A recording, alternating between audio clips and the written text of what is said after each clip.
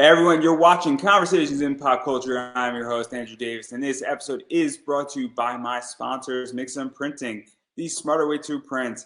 I know printing your creative project can be confusing and stressful, but Mixum is here to make it easy. From their instant quote calculator that lets you get as many quotes as you want for free to their 24-hour customer service support, Mixum is here to make sure your printing experience runs smoothly from start to finish. And right now, you can choose from a range of premium printing options and materials. And the company has also printed so many successful Kickstarter campaigns, a bunch of them you even heard about on this very show. And they currently offer services in the United States, Canada, Australia, and the UK. And Mixum can print and reach your audience anywhere in the world. So if you're ready to print smarter, not harder, head over to Mixum.com. And right now, listeners of this show can drop my name, Andrew Davis, in the message tab of a current order to get a 5% discount on their first order. So that is Mixam.com. Again, type my name, Andrew Davis, in the message tab of your current order to receive a 5% discount on your first order. Also, I have a affiliate code with BCW Supplies. I like my comic books to arrive safe. I like to store my comic books appropriately in long boxes and any other things you need for your collectibles. Type in Pop Anime Comics to get 10% off your order. Save yourself some money. I have a shirt up on Redbubble. It is in the description up above. And I have these bad boys right here, which is my metal card. I only have 54 of these left, so pick them up while they're off. They're straight off the Kickstarter. My friend DJ is going to be at Wizard World, and you can pick those up off of him as well. They're $10 on eBay. Go buy them. They're sweet metal cards. It's shiny and all sorts of fun stuff. It will not be reprinted. There's 121 of these total. And without further ado, I have with me comic creator Laurie Calcaterra. Hopefully I got it right. Hopefully. But if I didn't, I'm going to be corrected. So welcome to the show. Hello. My name is Laurie Calcaterra, everybody. Thank you for having me on, Andrew. well, I knew I wasn't going to get the name right. You know, I know when I'm going to lose. I understand when I'm defeated. I said, before we went live, I said, I'm going to try. And if I get it wrong, just correct me. I'm the first person to say I am not the best pronouncer of names, but I digress right there because you got a lot coming up because you do have a Kickstarter that's coming up, and I think it's dropping April 15th, and it's Path of the Pale Rider. And so before we get too deep into the story and what people can expect, what is the basic premise? Because people are hearing about this for the first time. Okay, so Path of the Pale Rider is a comic book. We follow Jude St. Clair, who's a cowboy in the apocalypse. We're 10 years into this apocalypse, and in this world, the death process is broken. So what happens is you can die, but your soul stays in your body as you decay. So we have zombies, but they're not the typical flesh-eating, must-eat brains kind of situation. You could be just average Joe. You could die on a Sunday night and not realize it and get up and go to work on Monday. So 10 years into this apocalypse, it's pretty rough. There's a lot of things that can be affected if the death process is broken. So we have had famine, we've had riots, we've had societal decay. So Jude is kind of unhappy with the way things are. Most people 10 years into a crisis have moved on or become complacent. But Jude is still looking for the answer. He's looking for what happened, searching all different conspiracy theories. So we have government secrets, we have chemical, we have, meteorites or aliens. Was it the rapture? It could have been anything. So he's searching for the answer. It's just him and his horse. And we're going to see if he can survive, figure out, and set the. Yeah, and even just diving into all this, and we're going to dive into the story in a second here, but obviously a lot of undead stories have come out. Walking Dead, my friend Ed Davis, who does The Immoral Hour, has a death story. Obviously, East of West and all that, and I love that entire story and everything that book has done, and the entire Western. And where did this idea really come from? Because obviously everybody has a different interpretation of a post-apocalyptic world. I had a friend on who has a very cool book, and it's a cyberpunk post-apocalyptic, but there's no zombies in it. And so what was this like, really figuring out how to mix up death a little bit, talk about the undead process, and even figuring out, hey, I'm going to tell a post-apocalyptic story that's slightly different.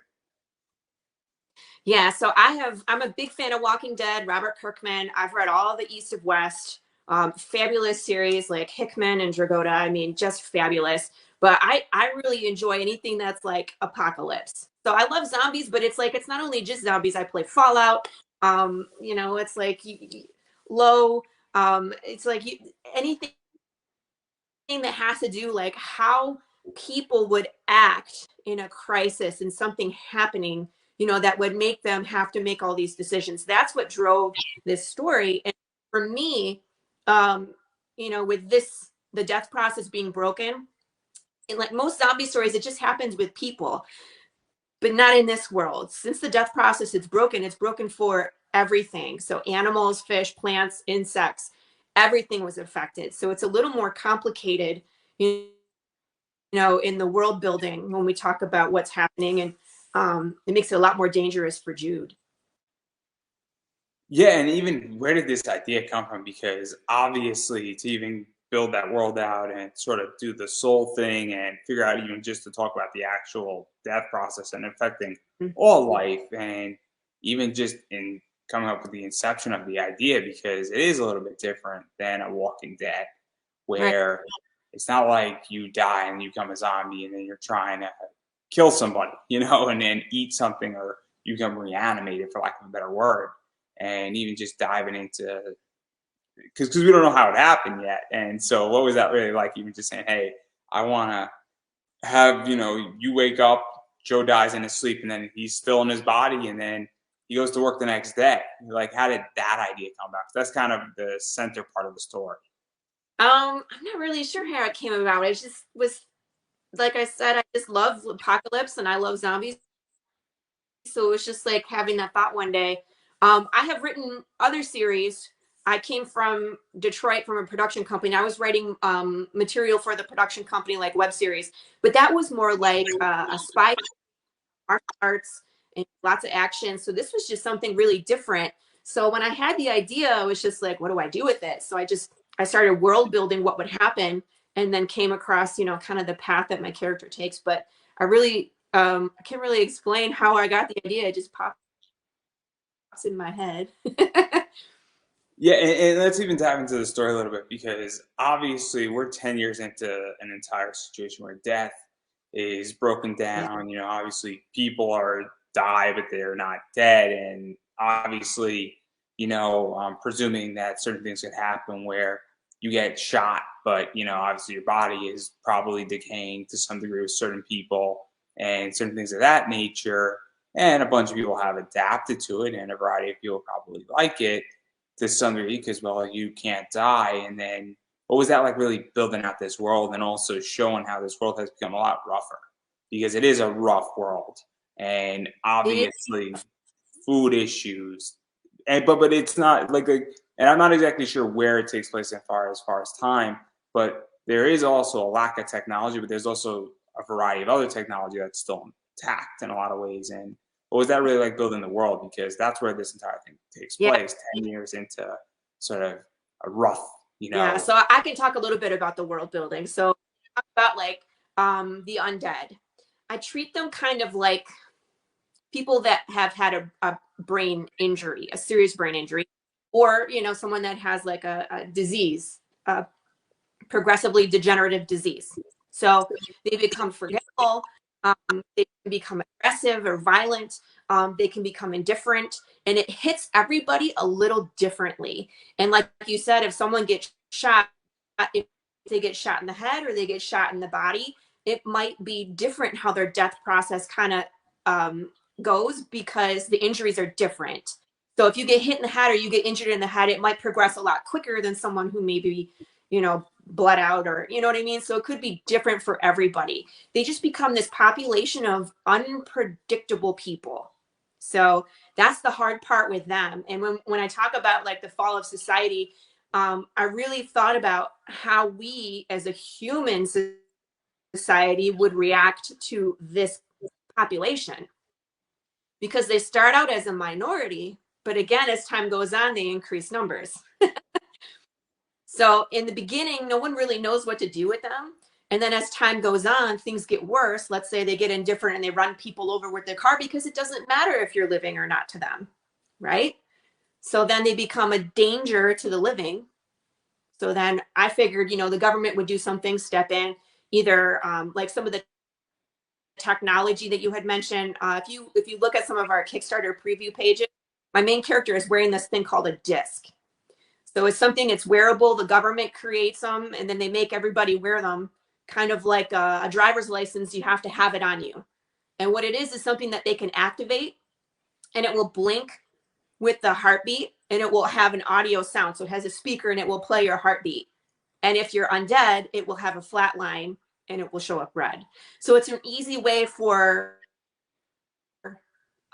like an official, a government, police, state, whatever, to walk up and just tap your disc and see if you have just recently passed or not. But it's technology, right? So we as human beings will probably hack them. So we have, I mean, like, I thought about like a lot, like how humans would really react to this. We've created fake IDs. What would stop us from making fake discs or hacking them so they have a heartbeat when you're undead? Right. So to even talk about this, because obviously, so I mean, there's a lot of stuff. Say again. Oh, no. What were you saying? No, I was just saying I put a lot into the world, we start separating. I don't want to go too much into the story, but you will get all of this. You will see the fall of society. Jude will be right in the middle of like riots and unrest, and you'll get to experience the fall through some flashbacks, but then you also get to see Jude 10 years into the apocalypse looking for the answers and having survived that long. Our Kickstarter pages, they go, he's on a cliff and he makes a decision, which ultimately leads to him waking up an undead bear. And in my mind, a bear is a apex predator. You can't get away from it. It can swim, it can run, it can climb. So to even talk about all of this, because obviously to talk about Jude and him, because clearly, in the first issue, we don't get much of what he knows, what he doesn't know, but there's something off about Jude, for lack of a better word here.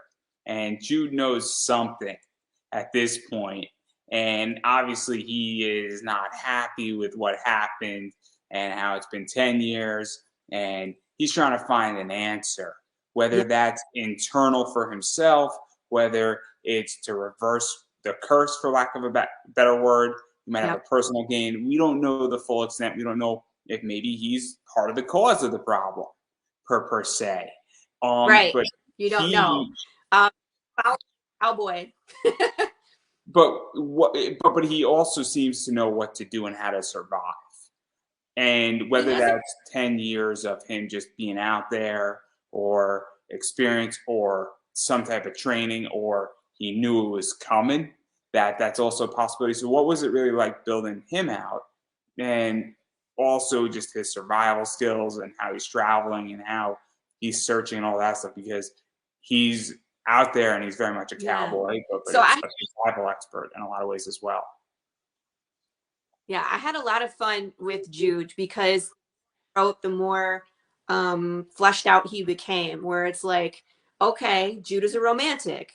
Jude likes to collect things. You know what I mean? Jude is attached to the old world before the apocalypse, so he collects things like troll dolls or fuzzy dice, or you know what I mean? Things that are still intact from that old world. And then obviously as the storyline progressed, I had to create skills and things that he had to have, obviously, to be able to solve the riddles, right? Or be able to get out of situations or survive. So he has a whole bucket list of things. I don't want to go too much into detail about some of his skills because it'll kind of spoil the story. But yes, he does know how to survive because he's been doing it for 10 years. But he's kind of also a kick the dog character where it's like he knows how to survive because he's been through the ringer, and I throw a bunch of crap at him just to see if how people would survive, and he kind of goes with the flow and makes it through, but by the skin of his teeth. Yeah, because he's very interesting, and it's fascinating because it's also just he's raw as a character in a lot of ways too, and that's something that's very unique about the preview pages that I've read and what I've seen and all that stuff is that he's raw and he's also a fighter and he's a survivor and he's kind of just saying I'm gonna go rough it out there, and it's nice to kind of see a raw character in comics, you know, and nothing against, and this is not saying you're hard, and this is not saying the book's not polished, but he is a not polished character purposely, I feel. Right. He's If that makes any sense. I don't know if that makes any sense, but no, it's one of those things where he's like rough around the edges and he's got his flaws and he's a little messy. he is. I mean, like if you're on a horseback for years at a time and you're carrying your life with you, right? And it's just you and your horse that you at this point, it's like you can have a conversation between the two of you, right? There's no shouting, shaving your face every day. It's food, water, survival. And then he kind of travels from place to place. And you'll see this in the first episode that there's a lot of different types of places that are still there. So there could be like a community undead. There could be a community of living. There could be a what do you call it, a mesh community where they all get along. There could be just burnt down infrastructure. There could, I mean, like he's in the wilderness. There's just a lot of things that he can encounter, and it's just like he's not staying in one place very long because he has this mission. He has this drive. So he's not, and then, like you said, he is not a polished character. He's very much like, I don't know. It's like he has a high luck the skill. Like his luck is high because he makes it through these situations where most people wouldn't. Um, and I enjoy having him be like just like an everyday man. You know what I mean? He's not Batman. He doesn't have any tech. He doesn't like he's not the world's greatest detective. He has this journal. He writes down all his thoughts and he's just going around looking for answers, and most of the time he's not going anywhere. Because it's fascinating, and even when I picked up, and I could view off base, he also is a little bit of a contradicting character to some degree as well. And so this is what I mean by being unpolished, and and it's not that it's written unpolished. It's purposely aimed at being an unpolished character. I don't know, like that's what I'm trying to get at, and it's Yeah. fascinating because it's nice, and you brought up Batman, but like all of a sudden Bruce Wayne a lot of times is Mm-hmm. smooth, and he's with somebody who's Gotham socialite, and his life is smooth, and how Batman operates in certain ways is perfect. And well, it's nice to see failure. It's nice to see somebody getting out by just by their bare ass in a lot of ways, or by like a hair. And that's kind of what's going on. And it's also nice to be, and I don't think it's much of a spoiler, but like he does wake up and have to now deal with a dead bear. And he kind of fell into Yeah. that in a lot of ways. And that's like sort of going into an accident and all that. And so it's very interesting to see all that. And I don't want to push too much on what goes on, but I know that the bear's on a cover and I know certain things. So I don't think I'm ruining too much. No, I don't think we've talked. it's the spoiler, guys. It's not the spoiler. No, it's not. You'll see, like as soon as you go on the Kickstarter, we have 8 pages of preview for the first episode, and you'll see his name is Big James. I lovingly call him Big James. So you'll see him right in those 8 pages. So yeah, you'll have to read the first episode to see how it turns out with Big James. See, knowing what you know about Jude, you have to put that together or what you think's going to happen. But what I really like, if you look at this section, one, Jude made the choice to pick up that glass. So there's for people who haven't seen the preview pages, Jude is walking, or he's riding along this path. He's going somewhere. The only way to get there it is, he has to go on this cliff. So there's a cliff going up and a cliff going down. You can't escape this road. He makes this choice to take this glass out of a zombie's hand. The zombie is smashed by a rock. It can't go anywhere. All you see is the hand. And him diving to get this glass, it's like he's risking his life. He's being extra loud. It's just a stupid choice, right? And eventually, like there he is getting the glass. On the next page, it's like the bird calls and he's just like, what am I doing? Like, that was so dumb. Like, I need to get out of here, right? So he puts it in the saddlebag and they go around the corner and see this gigantic bear. They make it over the bear by the skin of his teeth again, him and Prince. And then she trips and this glass that he's just risked his life for flies out of the saddlebag and shatters. And that's what wakes up the bear. So it was his choice that resulted in that bear waking up. So bad move, Jude. Bad move. And then obviously there's a bunch of other stuff that's also happening where Jude has a bunch of theories, and I don't think some of those theories are necessarily unfounded by Jude, and they're not just whimsical theories. You know, it's not Jude says, oh, I think there's a government conspiracy, and he wakes up one morning and says, oh, it's a virus.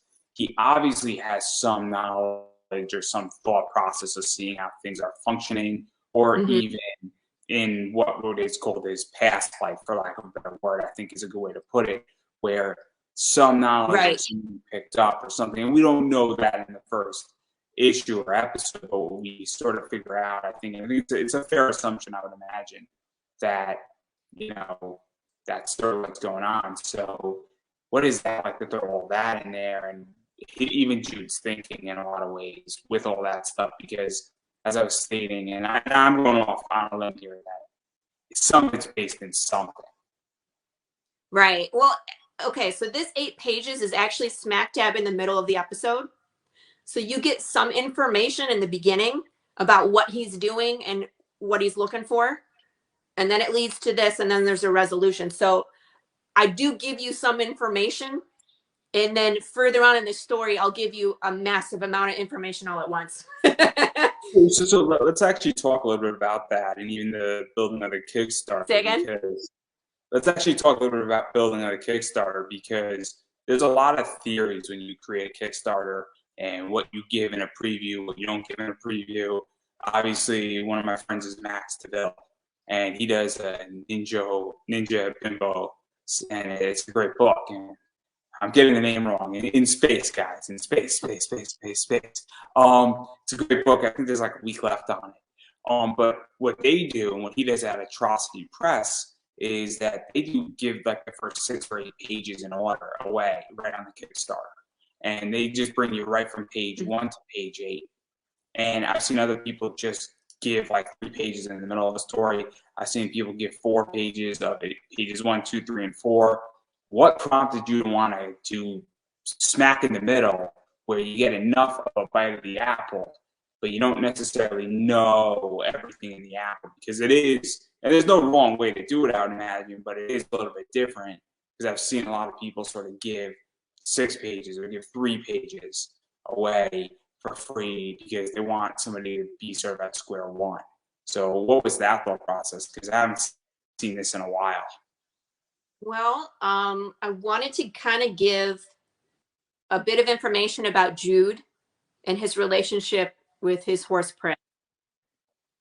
And then I wanted to show the world itself. So them going on this dilapidated infrastructure.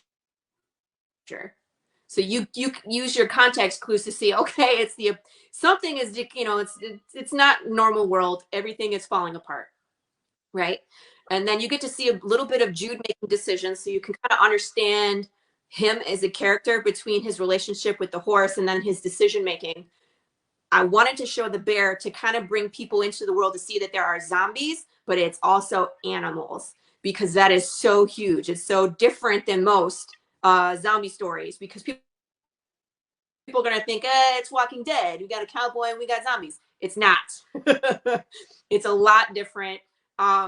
You know, I just wanted to throw Jude into that situation where he kind of has that oh crap moment, you know, with the bear, and you really get to see what he's up against in this world.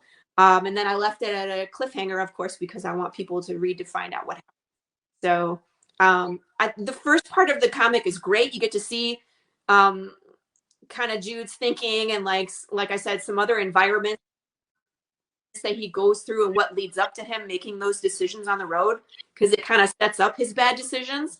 But I think that bear is like so powerful in this episode. It just kind of shows you like you have to be quiet, you have to be so careful, and any little decision that you make, even picking up a glass, could mean your end. So Because I just think it's interesting because obviously I've seen so many Kickstarter campaigns yeah, after 300 interviews. I think 80% of them have been Kickstarter or comic related. Everybody has a different way how to set up a Kickstarter. And my friend Max sets up his Kickstarter. My friend Naomi Comics sets up his Kickstarter a certain way. Obviously, I don't know if you know the name Travis Gibb, but he sets up his a certain way. And there's people who have websites that are set up a certain way that are similar to Kickstarter. And I set up my Kickstarter differently than everybody else's as well. And I just find it interesting what you reveal in your Kickstarter, what you don't, where you even yeah, start. If you throw somebody in the middle and like, hey, this is what you're gonna get, but you don't know what part of the story. I've backed Kickstarters where they show the ending to the first issue. They don't tell right. you it's the ending. And that's a fascinating position. You're like, there's a big explosion that happened. And this ended weird. Is there more? And you don't know. Yeah, But that book that I backed, it did very well. So, this is why I'm so interested, because there's no right answer. And I wouldn't know if this was the beginning, middle, or end of what I right. read. It's in the And middle. that's so interesting. But again, I might do it differently for the next one. It just depends. So I just thought this was the most I like this being our first exposure to the reader. You know what I mean? I wanted them to see the world, to see the main character protagonist, and then see something exciting about why. I mean, like, why would you want to read this story? You know, so I needed something to grab. Once we get people into the story and they know, like, here's Jude and I might show something different for like the next episode. Something, it might be the first 4 pages, or it might be something in the middle, just depending on which way we decide to go. So nothing is set in stone, but it is what it is for this one. No. I'm just curious because I find it Yeah. fascinating when you present something. Obviously, for me, I'm an interviewer. I love structure with my interviews, and all my interviews start the same way and they end the same way, and the middle's different, and everything is custom. But the idea is that I want my audience to get accustomed to that, so when they come and they hear my voice or they see the thumbnail, right? They know that thumbnail. If they're glimpsing by, it's purposely ordered. And so I just find it fascinating because I know people who want to keep the same format on Kickstarter, and some people say, "Fuck it, we're gonna mix things up and have a blast." And I just find it fascinating because different things connect differently. You can evoke emotion Right. differently in different ways, and I could present something in a completely different way. And I've learned that on my Kickstarter, that if I come back on Kickstarter for season 4 for my show, one of the things that I'm going to go in a different direction, and I'm going to have it in a much, I think, nicer, more emotional, connecting way. And I'm actually going to spend like a good 3 months figuring out how to do that. And I'm actually probably going to start in August building out my Kickstarter for November. But I just find it so interesting. And then even going further into your book, Inside Baseball, it's black and white. And black and white can be both good and bad. Beyond cost of coloring, which is one of the big reasons why people like black and white and do black and white, is black and white is cheaper because you don't have to pay a colorist. It's also faster to get out work because coloring does take time. Contrary to belief, coloring is a long process. It is also a frustrating process. And also, if you have a bad colorist, they fuck up and jack up your book like nobody knows how. And everybody's read a comic that's had a bad colorist, and you're like, I like the story, I like the character, but Starfire is not supposed to be blonde. Right. I'm just, just saying on that one. I don't think Starfire was ever blonde, but I think the point is made. So what was that like going in the black and white direction? Because there are benefits, but also I love color. I love color. And a lot of people are like me and they love color. So what was that decision and the pros and cons relating to it for you? Well, Well, I mean, like, yes, the cost and yes, the timing, but that really wasn't the end all, because if we needed it to bump our budget so that we could afford color, we would. You know what I mean? Like, if it's, but I just like the, uh, it's almost like the imagination fills in the blanks sometimes. You know what I mean? So black and white to me, it's classic. And with all the gore and things we're going to show you, uh, we might go back and do color. I think we would. In fact, I have a stretch goal on my Kickstarter campaign that if we read, I think we raise an additional $2,500, that we'll go back and we'll do it in color. So, I mean, it's an option. I'm kind of torn between the two because I really like color, but I think where we wanted to, and we were ready to go to Kickstarter, we were ready to get our story out there, that black and white was the way to go. Like you said, it does make the project come out quicker. And then some people really enjoy black and white. I've been told both ways. Like, I'm like, I wanted to, and everybody else is like, leave it in black and white. I'm like, eh. See, So, my whole thing. You might color one coming up, so you never know. See, my whole thing is that I'm a big Zenescope guy. I'm a big Bad Girl Art fan, and I also love color, and I appreciate, like, I've read Court of the Owls in black and white. Yeah. I've read Jimmy X-Men black and white, and it's cool, and black and white done well, and black and white is something awesome. You know, obviously I love The Walking Dead. I have from issues 97 to 197 and that entire arc, and I have a few issues of that stuff, and then I have a few earlier issues. And black and white's awesome when it's done well, but it also lacks me in that I've read The Walking Dead in color, and there's something there where, you know, clearly it adds a different dimension. You know, color, right. I had Claudia Iannicello on, and she's great, and Claudia Iannicello, and color in a lot of ways also tells a story very much the same way a character does, the same way shading does, the same way, you know, the art does. And when she's coloring a book and she's drawing a book, if she gets a certain purple right, it changes the dynamic. It also catches my eye, directs me where the story should be going. And so I'm a big color guy in that regard. Also, I like things that are pretty and popping off. You know, there's a reason why where there's certain colorists in the industry, and you're like, man, how did that person even invent that color? And that's something that is very cool. But I'm super curious because there's also a bunch of people who say, look, I love the old school 1970s, 1980s horror magazines that were coming out, dealing with the comic book code, trying to get around it. And I want that old school vibe too. And there's a bunch of people who are, you know, I'm 29, and there's a bunch of people my age who like that stuff, and there's a bunch of people who are 59 who like that stuff. So it's a fascinating thing with color versus black and white. Yeah. Well, I honestly think you'll see episode 1 in black and white, and then eventually we'll do it in color. I think there will be both options available. I just I'm really going about getting the story out there and getting moving. So black and white, like you said, is quicker, and let's get it done. So no. And also, when you're a first-time creator, I also think that's the thing too, is that not going too big and keeping it simpler is also a very good trait.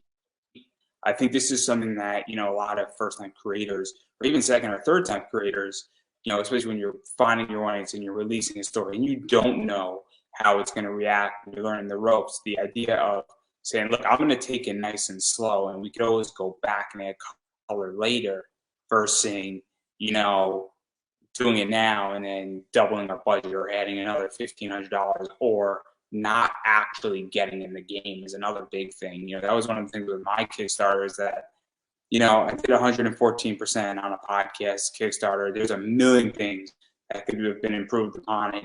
And if I do come back, they will be. And I think I'll do 15 to $2,000 the next time if I make those adjustments. But I also felt that I had to get in the game. And I don't know if you feel like that, saying, hey, look, if I do $5,000 on this campaign there's going to be a million things that I can do better the next campaign, but I got to get in the game. Right. Or, that's where percent what I feel. It's like I think the comic book is ready. I actually have 13 issues already written and ready to go. Like I've been working on this script since 2018. We started moving in the comic book direction in 2020. It's 2022. It's ready. I think I just need to like crap or get off the pot is one of the, you know what I mean? Like, let's get it out there. Let's get started. I'm ready for my Kickstarter to go. And then when we succeed on that one, like you said, there's about 3,000 things I can do better, which I'll learn and put that into the next one. So it's just a progression and we'll learn on every one. And even to talk about that, I mean, also, obviously you had this idea for almost 7 years, but let's call a spade a spade. 2015, the indie comic market was not a good market per se. The market has exploded in 2018 in a lot of ways, and the dam broke, for lack of a better word, I think it's safe to say. And then COVID in 2020 further broke the dam because it forced everybody on to crowdfunding. And so what was that like? Because if you released this in 2015, it would have done fine, but now crowdfunding is red hot and there's a lot of eyes on it. And so it's kind of that you're in a really good position. And not just you, but every creator in a lot of ways is in a good position because crowdfunding has been legitimized. In 2015, no pun intended, it was the Wild West, And so what is that? That this is now more of a legitimate thing, and it's not frowned upon. It's not like smut, for lack of a better word. Yes. Well, we've been a part of Kickstarter for a long time. We've backed multiple projects. Like you said, well, you know exactly what I'm talking about. Yeah. I mean, 2015 Kickstarter was a dirty word. Let's call it what it is. You back something and you would just pray that it would get funded. I mean, it didn't always. And then even if you didn't pray it was going to get funded, you prayed you would get it. Yes. Well, we like I don't know if you ever saw that it's a tabletop game, Kingdom Death Monster. Are you familiar? I am a tabletopper, but I am not familiar with that one. But I know horror stories about tabletopping games. So. Go look at Death Monster, okay? You're gonna wish you never did because you're gonna spend hundreds of dollars on this thing. It's giant, but I mean, like we waited a year and a half for it to come, and it's like one of those things where it's like the shipping says it was shipped, and then you waited another 3 months for it to show up. So I get it. But like you said, it's been a lot better. Like we backed Berserker, and I have a couple of issues of The Boys that were on Kickstarter. It's a lot more mainstream. Like Berserker is, I mean, it was, it's a comic book with Keanu Reeves' likeness as the main character, as a immortal that moves through time and he can't die. So it's just kind of funny because it plays on that meme that Keanu doesn't age. It's really funny. But it also got like they got enough money where they could turn it into an animated series too. So you're seeing a lot more big names and a lot more legitimate producers come onto Kickstarter to bring the product directly to the customer, which is what it's intended for. So I think that's really cool, especially for us indie comic book writers, where it's like, what? Oh, I was going to say, not if you ask certain people who were not a fan of backing my podcast on Kickstarter. Well, a lot of people have a different opinion about me. Well, everybody has an opinion. They're like assholes. Anyway, my point being is that there's going to be trolls out there too. I'm sure I'll encounter some. Move along. No, right? No. Nobody in comics really encounters trolls because if somebody doesn't like your project, what they do is that most people leave it alone. When they encounter a podcast asking for funding, they're like, "Oh, you're charging a guest spot. Oh, why are you doing that? Oh, you're charging for advertising." I'm like, well, it's called Kickstarter, and isn't this the entire purpose? Like, I don't get it. You sell a digital comic, and you're charging $7 for your digital comic. What are we doing here? I know it's the same. It's the same. I mean, if it's a PDF, the cost is. There's no print charge. You have to pay your artist time, and then it's all digital at that point. So you just email it. You have to format it, but it's the same thing to everybody. So, I mean, I get it. It's like, if you don't want to back it, don't back it, move along. It's not for you, right? Yeah. I lost my.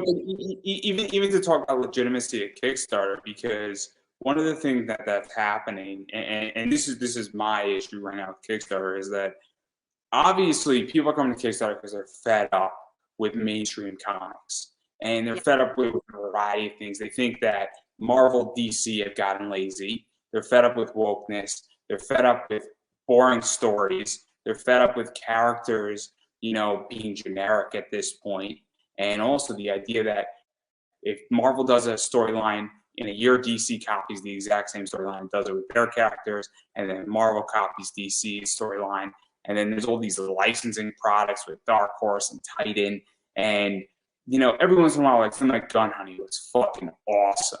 Gun Honey was an amazing 4-issue series, but the idea is that those don't come along all that often. And most stuff in comics is rough. And then you also have variant collectors, which is where I fall in, where I just like looking at and having exclusive variants. I don't even read many comics at this point, but I'm buying a 250 print run Zenescope book. I'm not opening up the book. So, I think what's going on with Kickstarter is that people say, hey, look, I want a good story that doesn't have to answer to any of the rules done by corporate media. There's nothing wrong with corporate media per se, because that's how we got Batman, Superman. That's how we got, the latest Batman movie is corporate media. But also my problem with Kickstarter right now is that there's a bunch of bad books on Kickstarter too. And there are problems with, there's a bunch of garbage there too. And anybody is allowed on that platform. And a bunch of garbage books and a bunch of books that really should go through an editor. There's a bunch of people, and I don't have enough hands to count the people who need editors that I know. So what is that like for you, figuring out, saying, hey, how do I make sure that people know my project is good, that it's edited, that it's clean, and that, convincing somebody? Because I hate to say it, but like, you gotta sort through BS. And I can tell you for a fact that you have to earn my dollar on Kickstarter. Mm-hmm. And there's a whole litmus test. And I'll briefly explain that if your first reward is $50 and that's where we're at, and we're not talking a graphic novel or like a board game or something, but like just like a floppy, I'm out. That I'm priced out. Like a variant on Kickstarter, I am priced at $25, and it has to be limited to $250 or less. Anything because that's sort of the first litmus test. Your project actually has to look clean. You have to have over 50% of it done, if not all of it done. Also, I'm not interested in waiting a year to a year and a half. And then on top of that, I actually look up creators and I make sure you're not a horrible human being. Like, no, but you'd be surprised. There are plenty of people in comics who, not to name people, but they're not good people. Like, there's a bunch of people who there's a bunch of people who attack people, there's a bunch of people who get into fights with people, and all of that stuff matters. There's a bunch of people who have said horrible things to people and crossed lines. Some of them have crossed lines with me. And so this is how I function. And like, you really have to earn my dollar. And if one of those things is wrong, then you're out. Like, there are projects that I won't back because somebody has crossed the line and is a horrible human being and has done more, in my opinion, damage to the, I guess, spinal cord and the backbone of comics than they've done good. And then if they're associated with another person, I'm like, well, I'm in a tricky situation. And then I take all the good people, and then I'm like, cool, who's the best out of all the good people? So, and then also it's price, and then it's also money. So I'm curious how you're handling all that, because that's how I function. And maybe I'm a unique breed, and I'm the first person to say it, but this is how I function. And it's even how I go through building out, finding guests. I go through all of this too with my guests, where it's like, it's a vetting process because, well, there's a lot of people in comics and not everybody's a good human being. Yeah. Yeah. You know what? You're the first person to bring that up, that you actually do research on the creator. And I applaud that. There isn't very many opportunities that we can go onto like an indie. I mean, nobody thinks about that, Andrew. They don't. So I'm impressed to actually go look and see, like, is this person in a is this person in a hate group, or do they have videos of them, act like I'll give you a better example, even to go simpler. Has this person attacked a new creator and not necessarily said, "Hey, we don't." So I'm not going to name the person, but a bunch of people know what I'm talking about. Somebody asked, "Do you pay your artist before you launch your Kickstarter if they're doing a cover, or do you pay them after you fund?" And you could politely say, "Hey, the practice is the following. This creator who I don't associate with, and he's most likely not going to see this, but he knows who he is, attacked and blasted this person." And all of a sudden, you have somebody who is being a little bit ignorant, but you could tell they're a new creator. If you're a brand new creator and you don't know the answer to that question, you're looking for help, and then you blast somebody, like, this is how you have to test people, and you have to say, "Well, I saw that because that person's not coming on my show anytime soon." Because I thought that, and I said to the person publicly, say, "Hey, usually you pay your cover artist before, and you usually pay out of your pocket, and you hope you recoup your money, because what if the Kickstarter fails?" That's not a nasty comment. You don't have to say, "You're a moron. You pay your fucking artist." And like, this guy went to town on somebody.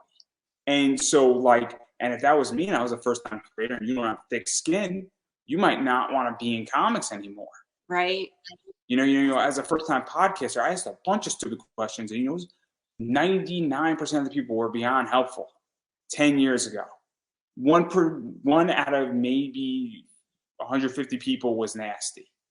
But if 50 people were nasty, it's like, well, I might say, you know what, maybe this isn't for me. So that's how I view things. And then I look at also your affiliations. I look at your values. I look at, do you pay your artists? Like, all this stuff is important. And this is the whole thing. And then, like, I'm vetting and I'm making sure that, and I'm very protective of my brand as an interviewer and even as a backer.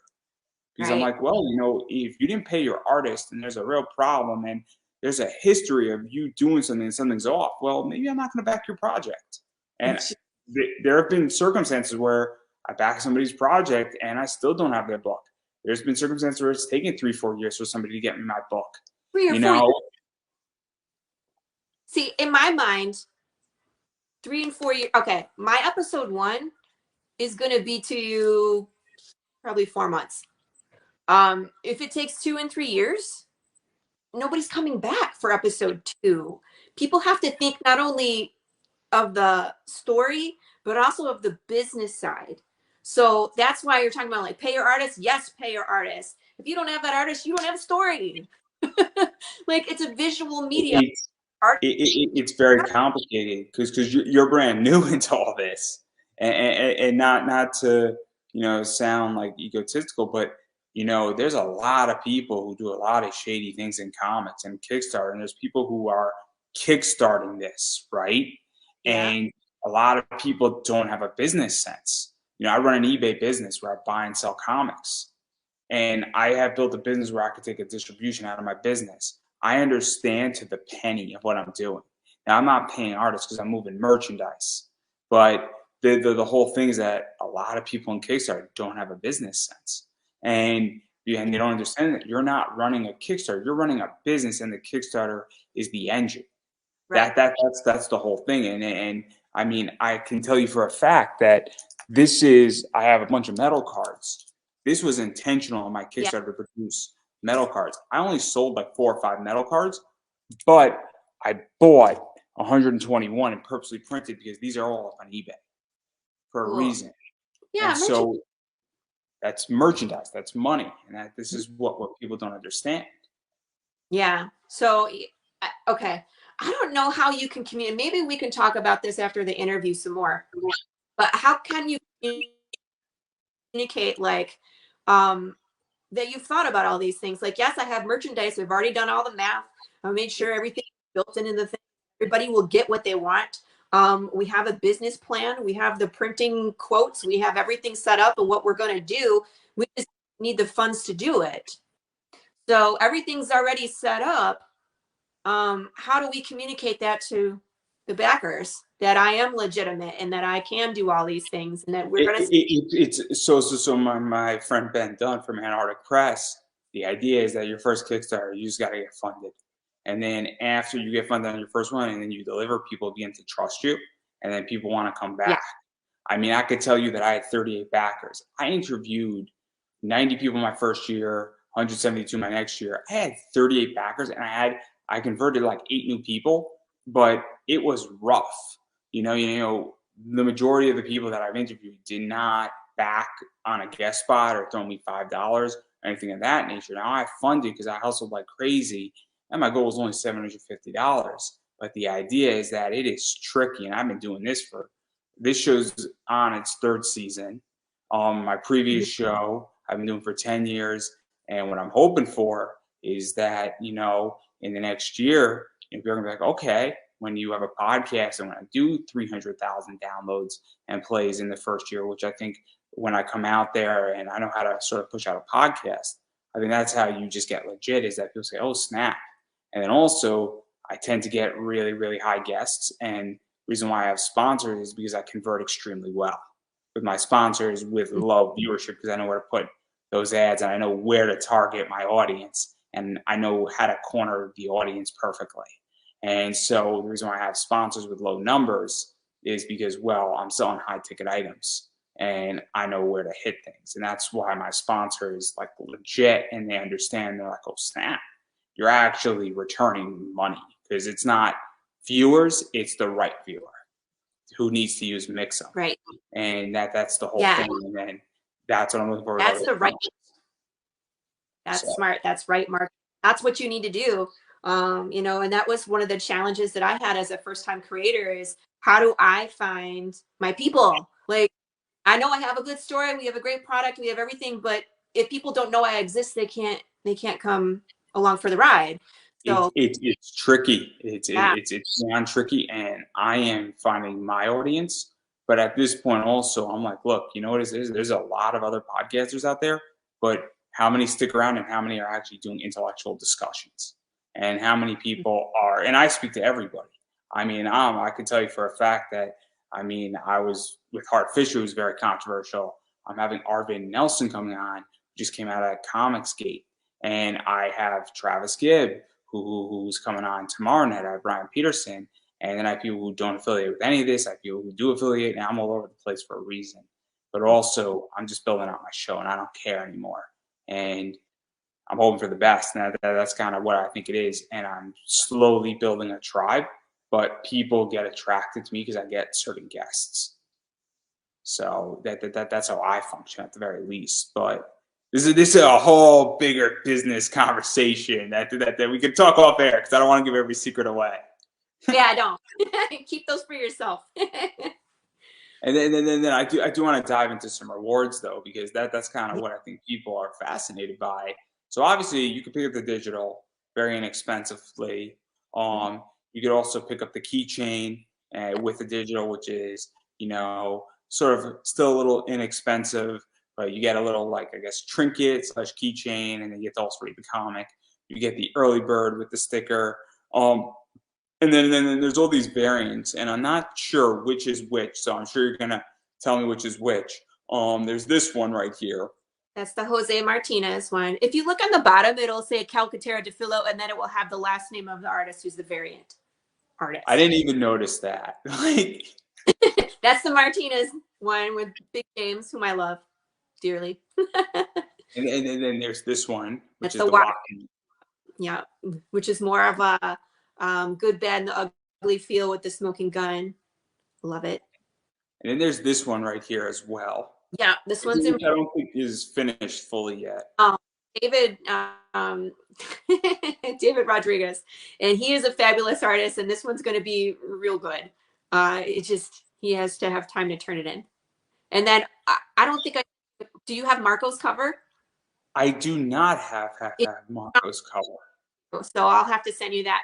But the official cover came out from Marco DeFilo, who is the illustrator of the comic. So whoa. I wrote your interview last week because I have 3 more interviews in the next 2 days. So I didn't look at your Kickstarter yet. And that page yet in a while. Okay. So that's why I don't have it. But obviously that's sort of the 4th cover as well that's out there. Yeah. And I think Marco did a bunch of work on this, and he's a big team player. I mean, Marco, if you look at his work, it just speaks for itself. He really gets into the nitty gritty world. There's just like, you can see all the crumbling road. You get to see all like the inside of the bear. And like, he does this. I love the one page where Prince are talking, and there's just this moment between Jude where he's touching her neck, and they're just having this moment, and it really captures their relationship. He's so wonderful at capturing expression and action, like that one that you showed with Jude leaping for the glass. Amazing. Like, that's really hard to do. I've seen other, I mean, look at that, the perspective of it. That second panel where Jude's hanging off the cliff, caught the glass. Just amazing work. He's so talented, and he's going places. So I'm like, my comic, please.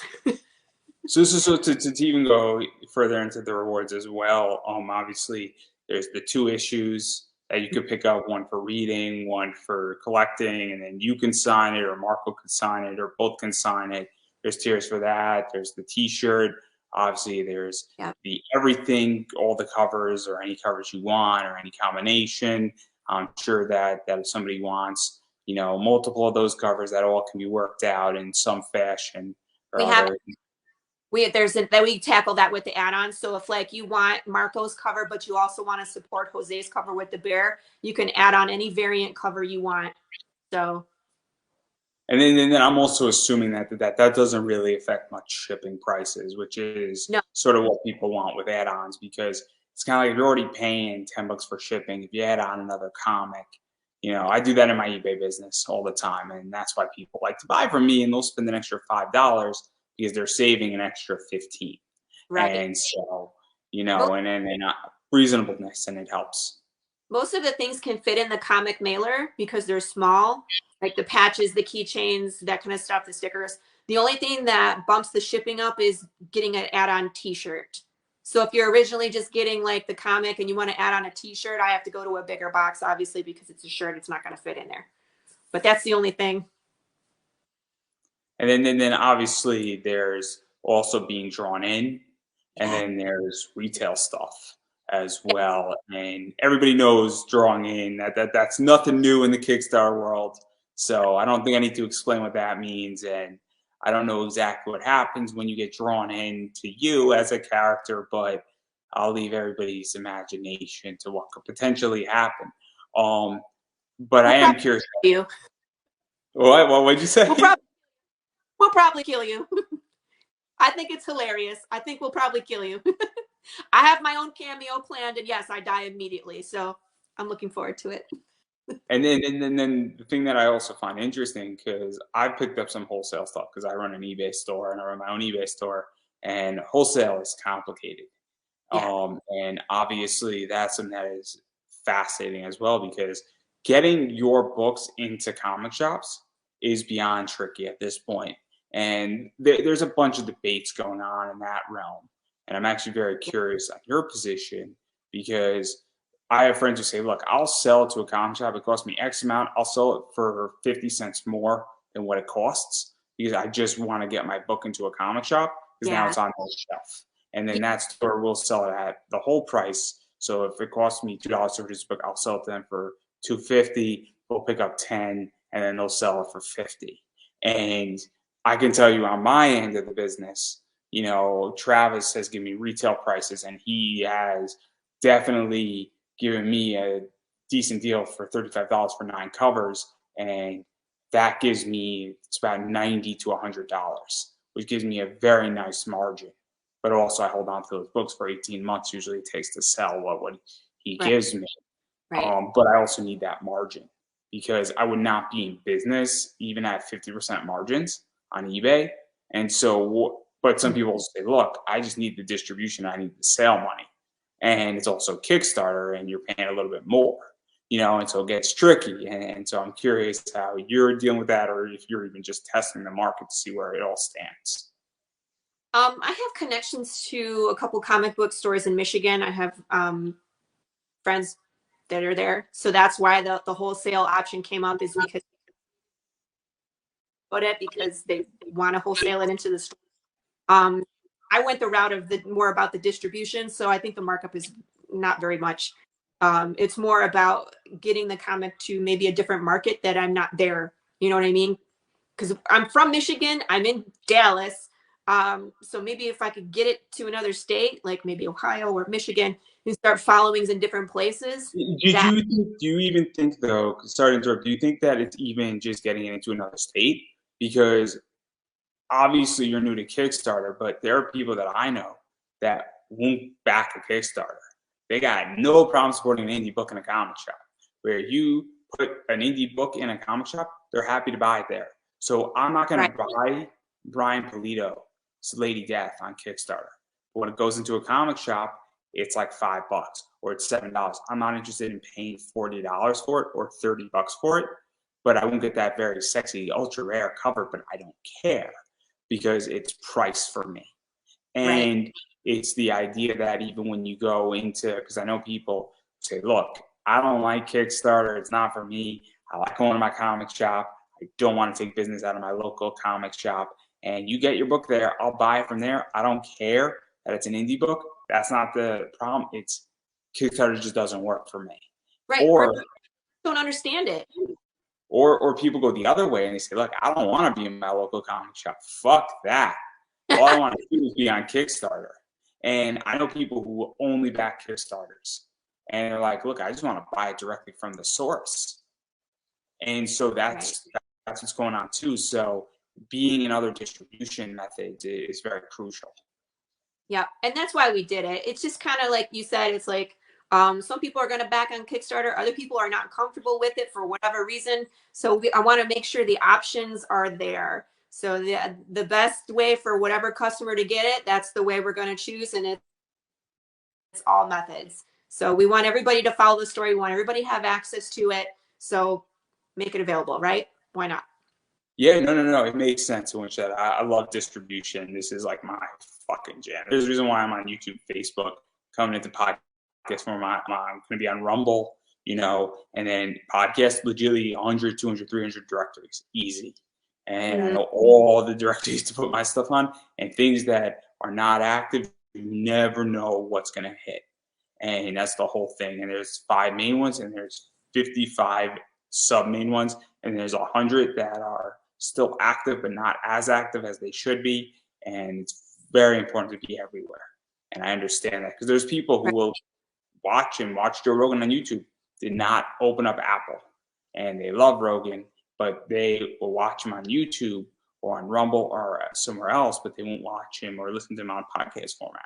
And it's very, very interesting. So I find it fascinating when people build out businesses and figure out the right path. And then I know people say, fuck this, I want to just have my Shopify store and I want to sell directly to customers because that's how I like. There's a reason why I'm on eBay. I love selling on eBay. It's the easiest thing for me. And it's also minimal equity into what I'm doing. They take 13% on the back end, but I don't have to pay versus Shopify store. So that's the other thing too, is that it's all fun stuff. Yeah, it really minimizes your overhead, and that's smart. Yeah. I also what you were saying? What were you saying? No. You were saying something. Oh, I was going to ask you. You haven't been to my preview page.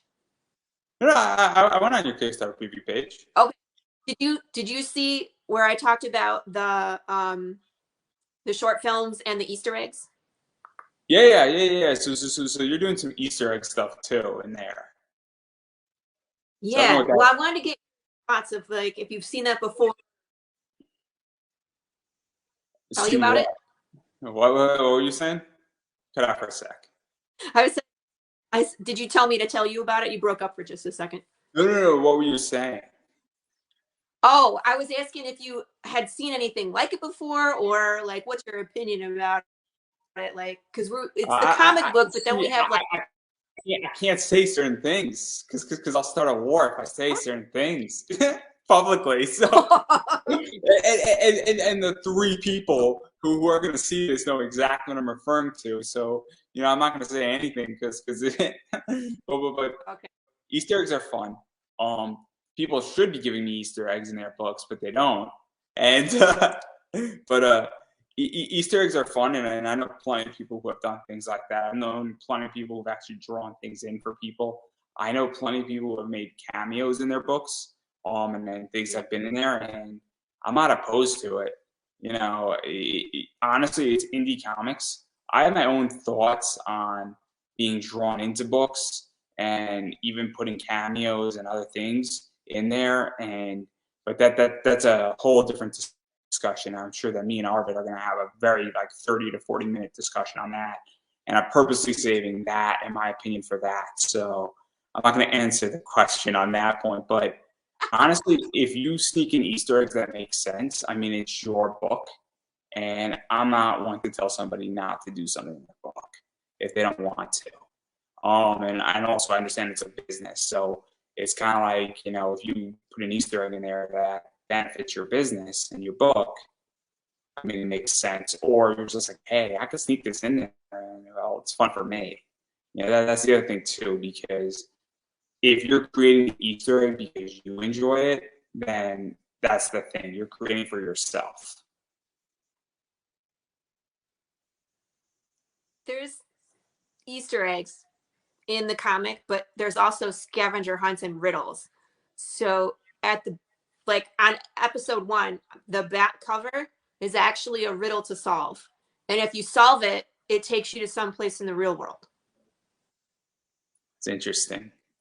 So there's going to be additional content for the people that solve the riddles. And there'll be a riddle in every single episode. That's interesting. So that's just something different that we're doing. Yeah. So it's just an extra route. It gives you a little bit of bragging rights, like I solved the riddle. Now, the first one I did is easy because I wanted everybody to be able to become a part of, you know, that culture, that following that group. But after episode 1, I'm making them pretty hard. There's going to be ciphers. There's going to be Morse code. There's going to be things you have to find the riddle and then solve the riddle in order to get to the additional content. Oh, yeah, I'm going to totally not do that. So, I'm lazy. You're what? I'm lazy on all this. So much that I just want to read comics. I want to be left alone like that. That's my whole thing. Like, I love things blatantly spelled out for me. Okay. Well, the comic is for you then. We have the comic, and then we have the short films, which everybody can participate in too, because those are going to be interactive. So if you want to be a part of the short films, I come from production. We're making I will pick a topic for every episode, and then like episode 2 is going to be conspiracy theory. So people can send me like a 30-second clip of them pretending to be in Path of the Pale Rider. And like, if you're being interviewed by the news, like, oh yeah, I saw the alien, it took my grandmama, picked her up and flew around the cornfield and dropped her off in her nightgown. You know what I mean? Like, they always interview these people that give you weird conspiracy theories on the news, right? So that's kind of our topic for the next one, but you get to be a part of those if you want. And again, Andrew, all of this is, you can participate if you want. If you just want to read the comic book, high five, follow the story there. But the world is so big and there's so many things going on that Jude doesn't get to experience them all. So that's the way I wanted to tackle, you know, some of the other stuff that's going on, you know. Because obviously at this stage in comics, and I'm actually curious how you feel about this, is that this is what you're touching upon. What winds up happening is that comics and Kickstarter is now an experience, because let's call it what it is. When you back something on Kickstarter, 9 times out of 10, it's more expensive than it would be in a comic shop. Because you're buying a variant, you're paying the extra money, you're trying to get that project funded. Now, obviously, sometimes it's different. Like with my project, if you want to deal with me outside of my show, my advertising rates have actually gone up. So my advertising rates were for a live read on my Kickstarter were 15. They're actually $20 right now to advertise on my show. Guest spots are the same. And if you want a guaranteed guest spot, if you want to donate and you want to roll the dice, you're more than welcome to do that as well. These metal cards are actually $10 and they were $12 on the Kickstarter, but they're actually going to be raised up to $12 in a few days. Just I am giving everybody a chance that might have missed it, and also got a bit of going to be paying a little bit more in shipping, so it evens out on my eBay side of things. But Kickstarter is also very interactive, and it's an experience because you're part of a project, and it's a novelty in a lot of ways where it is not a necessity. And this is very much in that realm. So what is that like, saying, hey, we want to go and continue the novelty aspect of it? Yeah, I wanted to make it more interactive. I love riddles and puzzles and stuff. Like, there's this video I shared in one of my social media groups that it's like Neil Patrick Harris loves riddles, and you can buy this deck of cards of his. And if you look at it, like, there's a cipher on one of the cards that leads you to a web page, and then you have to, like, there's clues, and when you put it out, I mean, like, it takes you ultimately to this page that's like, congratulations, you did it. You don't get anything physical, you just get bragging rights, but it's the solving the riddles that you get to interact with this deck of cards, I guess, but it's just fun. So, I mean, to me, the riddles is just something that my readers can choose to participate in. You know, we have additional content already that's going to be the short films, and I have a TikTok, and I'm going to be just lots of additional content everywhere. But for those people that want to solve the riddles, they'll just be that little extra, you know, that they can experience and enjoy. But again, it's fun, and I want to explore more of the world. um, are you a Matrix fan, Andrew? Not the last crap that came out, but like the original series that came out Not in the. even that. Like, I'm boring. Like, I'm an anime weeboo. Like, You're I what? know the Matrix. I appreciate the Matrix, but like, I'm just like an anime weeboo. That's what I am. Okay. And like, I'm like, just, but I know what the Matrix is. Like, Okay, well, let me explain what I'm going for here. Because when The Matrix came out in 1999, it was just the movie. But then there was a comic book, and then there was animated shorts. They had yeah, different, I know all the history of the Matrix, and there's Matrix right? 2, I'm not there's just all that saying stuff. it for the game. There's a computer game, and then like an Xbox game that you could hack. So my point is that you were able to experience the world in all these different medium if you wanted to. If you just wanted to watch the movie, that's cool. And that's kind of the feel that I'm going for. If you want to follow the main story and follow Jude, his story is the best. But if you want to experience like what a commercial looks like in Path of the Pale Rider, we have a short film where you can watch that commercial, you know? And it's just, you get There's a lot to of stuff see like that. more of the and really kind of get sucked into that wormhole. So just Because kind of fun. what's going on with media, I feel right now, is that where everything starts off as X and then it expands, and you look at things like, there's all these board games based off of anime. There's the Legend of Korra board game that just came out, or the Avatar board game that just came out, and you could experience different aspects of Avatar. There's an Avatar trading card game, and so all of a sudden, you can really experience anything that We we just want. got That's it. So we just back that. I think we backed that 2 years ago almost. The Batman board game from Kickstarter. It just showed up last week. It's like, hooray! so it's one of those things that obviously, and I think people really, because when you start going, people want content, and that's what's fascinating. So it's very interesting when people want content and they just want more of it, and people want to be Mm-hmm. fed, because it goes to the idea that, like, people love wrestling, people love comics, people love video games, and people just want more and more and more of that stuff. And so naturally, once you hit a niche and you drive traffic and there's an interest, people gobble up content, and it's such an interesting realm. Mm-hmm. And that's kind of what we're trying to build. Where it's like follow the comic, but also check out TikTok or YouTube, or solve the riddles, which takes you to someplace special. You could experience a little more outside of the protagonist story. Uh, just something fun we can do Yeah. together. And So you got a lot of stuff going on, and obviously a lot of stuff with the comic. You're going to just read the comic. You got a bunch of different rewards that people can pick up. You got a bunch yeah, of stuff going on beyond just interactive, and you know that you can go as far as you want to go essentially with this, where you can go solve the riddle, you can say, hey, I don't really want to go solve the riddle. I got other things going on. I really want to be part of these short Right. films. I enjoy seeing them. It's all about where you want to go and how involved you want to be, because everybody's got different comfort levels and all that stuff. But obviously you're launching in April, on April 15th. So Yes. where can people find you on Instagram, find the Kickstarter, check out the project, follow you on social media, stay up to date, and really just know when it's going to drop? Because that's the big thing that people want to know, because you're about, I think, what, like 21 days, I want to say, away, give or take, or 20 days or so, or 22 days. I'm not sure how Kickstarter days work anymore. Yeah. But we're pretty much on a lot of social media. So our Facebook group is Path of the Pale Rider. That's kind of my baby, wherever it gets everything first. So if you want to be part of the discussion, you want to be part of the short films, that's where all that information kind of goes first. We're on Instagram. We're at Path of the Pale Rider. There's an underscore between every word, so path underscore of underscore. It's kind of obnoxious.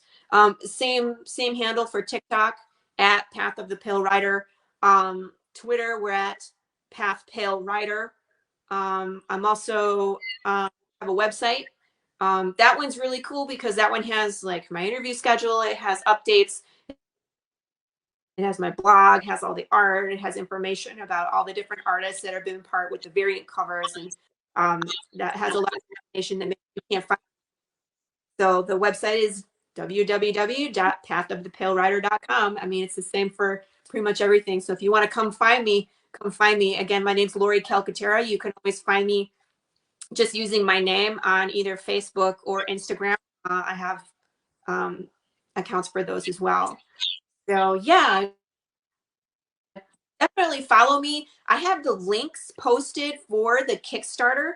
The best thing to do if you want to remember this and not forget is to click on this link. It'll take you to the Kickstarter kind of preview page. And there's a little green banner that says, remind me upon launch.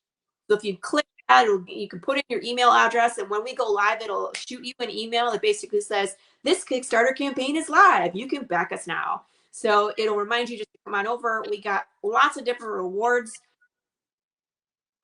Pick what works best for you. Like I said, I've added a bunch of add-ons, well, a few of them, so that way you can kind of custom make your level. If you wanted to this, that, but it's not, all in one reward, we can, do some add-ons so that way you can get what you want. But I'm really excited to get funded, to get this project moving and printed and out the door. Like I said, Marco DeFillo is an awesome illustrator. If you go look at his art, he's fabulous. He's worth every single penny, which we're paying, for art in this campaign. So we need to get it funded so Marco can finish the rest. But as soon as issue 1 is funded and we finish that one, we're starting issue 2.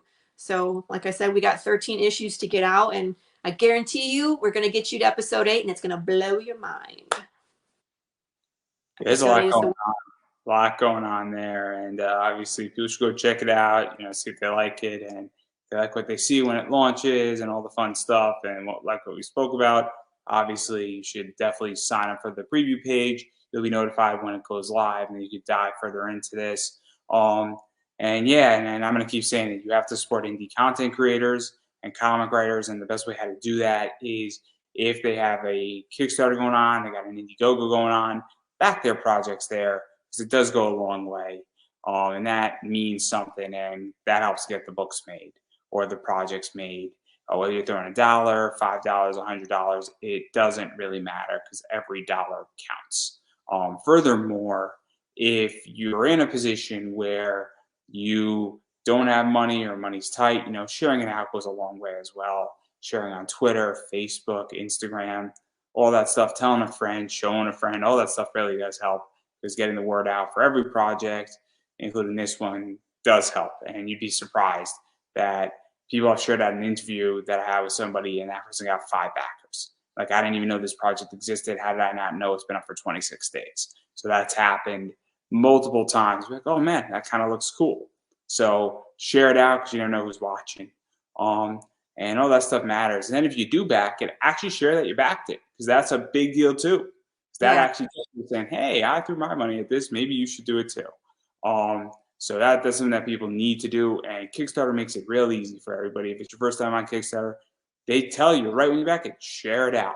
And they'll give you all the links and all the fun stuff to share it out too. And you're good to go. I would. So, and then as far as I'm concerned, obviously, I appreciate people using my sponsors. So if you're unhappy with your printer, use Mixam, guys. Use your 5% off. Andrew Davis at checkout. Mixam's a great printer. They do a lot of cool work. A lot of people who have been on this show, and I know a lot of people use Mixam, and they're very happy with Mixam. Conversely, also use my BCW code supply. It's Pop Anime Comics, 10% off. Bags, boards, they matter. If you do not send me your book in a bag and board, I will not be happy. So please protect your comic books. Also, when you get your comic books, store it in a long box or a short box. And if you're a Zenescope fan, BCW Supplies actually has Zenescope short boxes. So it's very cool to get your Bad Girl short boxes right from BCW Supplies. As well as, obviously, you can buy this up on eBay. I actually have an exclusive metal card that's not a partnership with my friend DJ Croft, who's an upcoming cosplayer. Once these are sold out, they are sold out. And when DJ becomes big, I promise you, they're not going to be $12, and DJ is going to become big in the next 18 months. So you want to buy this now, because there's not going to be another one of these printed with DJ at the very least, with that flag and my logo on it. Super cool stuff. Also, my t-shirt, it's a Gundam shirt. You can go buy that. Redbubble, check it out. Description above. As well as, if you feel inclined, I appreciate when people buy me a coffee. Sort of like Patreon. You can throw me $5 if you like what you hear, you like what you see, and you want the show to continue. Or you want to live read on my show, you want a guaranteed guest spot, because I can tell you that I get booked up real quick, real fast. And I know a lot of people in the industry, and I was on a show on Monday night, and I legitimately got 6 interviews in about an hour last Monday, when I was supposed to be writing an interview instead. So, yeah, if you want a guaranteed spot, the fastest way how to get a guaranteed spot is actually buying a guaranteed guest spot. It makes a difference, and you'd be surprised. I unfortunately cannot interview everybody, so that's what I offered on my Kickstarter. So that's all I'm going to say. Or if you like what I do here, $5, $10, $20, buy me a coffee, goes a long way. I appreciate it. I also teach podcasting and comic book investing, and if you're into that stuff, feel free to hit me up on that, because, well, I like teaching people about money, and I'm very good at helping people build shows and actually building the foundation on the actual content side of things. And then you should go find, and I could direct you to a coach who will help you with the technical side of stuff. And you'll be leaps and bounds ahead of everybody for a fraction of the price. So that's me. And on that note, I'm going to give you the final word. Me? Final word. Oh, thank you everybody for listening and giving me your time. Please come back us, hit that reminder button so there's a reminder when we go live. Tell your friends about us, because we're pretty cool. We got lots to offer, and lots of different ways to explore the path of the Pale Rider. And I'll see you on April 15th. Thank you, Andrew, for having me. Wonderful. I really appreciate you taking your time to let me be on your show. Yeah. Couldn't have said it any better myself, and I think that's a wrap, everybody.